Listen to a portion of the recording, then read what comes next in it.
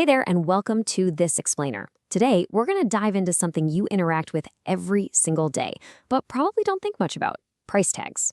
Have you ever wondered exactly how the price of a commodity is determined under perfect competition?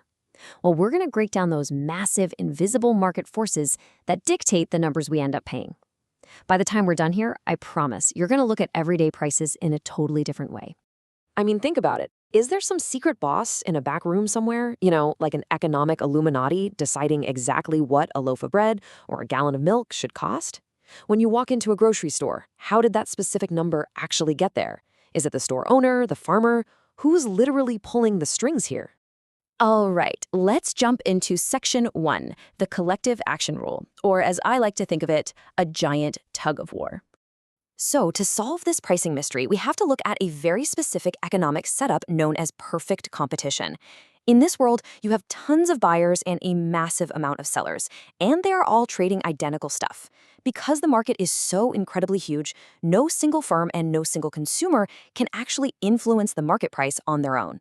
Why? Well, because their individual share of the total supply or demand is just too tiny. It is completely negligible. Think about it. If one farmer decides to suddenly charge double for his wheat, buyers are just going to walk away and go to the thousands of other farmers. Nobody has the power to move the needle all by themselves. Right, so if no individual has the power, who's the actual boss? Well, the price is determined by collective action. It's the result of literally all the firms, which represent the industry supply curve, and all the consumers, representing the industry demand curve, working together. The market price is basically this massive, ongoing compromise between millions of people happening at the exact same time.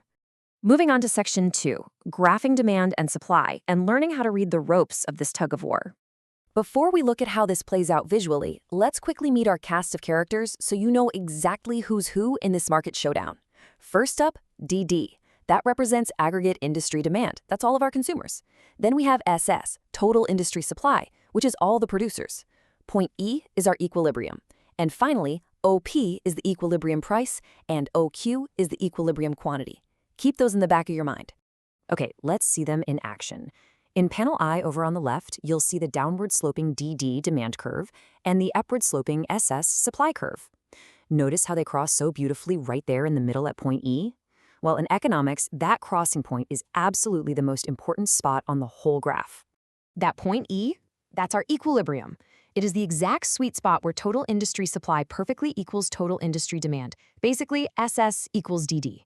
And when that happens, it locks in the price at OP over on the vertical axis and the quantity at OQ on the horizontal axis. At this very specific point, everyone agrees. The market clears, there are no leftovers, and our giant tug of war is perfectly tied. Section 3, market self-correction. Let's talk about the rubber band effect. So what happens if the price somehow gets knocked off that perfect OP line? Does the whole system just break down? No way. The market actually has these amazing built-in mechanics for self-correction. It acts kind of like a giant rubber band. First, let's say the price rises above equilibrium, up to OP1. Producers are going to want to sell a lot, but buyers, they don't want to buy at that higher price. This creates excess supply. That overstock basically acts like gravity, forcing sellers to lower their prices just to get rid of inventory, pulling the market price right back down. Now, flip that scenario. If the price falls below equilibrium to OP2, everyone wants a deal and wants to buy, but nobody wants to produce it. So that creates excess demand, and that acts like this intense upward pressure, pushing the market price straight back up to OP. If you jump back to panel I, you can literally see these exact zones doing their thing. Look right above the equilibrium E. See that gap between the demand and supply curves at price OP1? That's your excess supply, pulling prices down. And then look below point E. There's your excess demand gap at OP2, acting like a pressure cooker, pushing the price right back up. No matter what happens, the market always snaps back to OP. All right, Section 4, the individual firm's view, or as I call it, riding the wave. Now that we know this massive ocean of an industry sets the price, let's zoom all the way in on the individual firm. They're kind of like a single surfer just trying to ride that giant wave. And honestly, the most crucial takeaway here is this macro versus micro contrast. The industry as a whole, that massive collective, sets the price through that tug of war we just talked about. But the individual firm, they just have to accept it. They have absolutely zero say in what they can charge.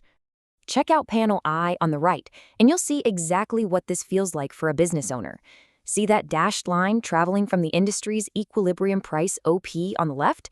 carrying straight over into the right graph, it creates this perfectly flat, horizontal demand curve for the individual firm.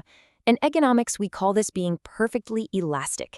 And what that means is if the firm tries to change their price by even a fraction of a cent, their demand is going to instantly stretch all the way down to zero. Because the firm cannot change this fixed horizontal price line, they become what economists call a price taker. Literally, they just take the price that's handed to them by the overwhelming forces of market demand and market supply. If they try to charge even a single penny more than OP, buyers are just going to walk away and they'll lose every single customer to the competition. And because they're a price taker facing that perfectly flat demand curve, something mathematically wild happens. Price, average revenue, and marginal revenue, which is just the extra cash they get from selling one additional item, they all coincide on that exact same straight line at every single level of output. So P equals AR equals MR. Whether this firm sells 1 unit or 1,000 units, the revenue they get for every additional unit is exactly the same fixed market price. Which brings us to our final, ultimate question. Think about this. If you're a business owner, a complete price taker, and you cannot change the price of what you sell by even a single penny, how on earth do you guarantee your business actually survives the wave? Well, since a perfectly competitive firm can't touch the price tag, they have to look inward. They have to completely master their own internal costs and output levels to survive.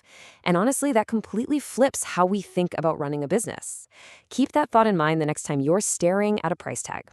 Thanks so much for joining me for this explainer.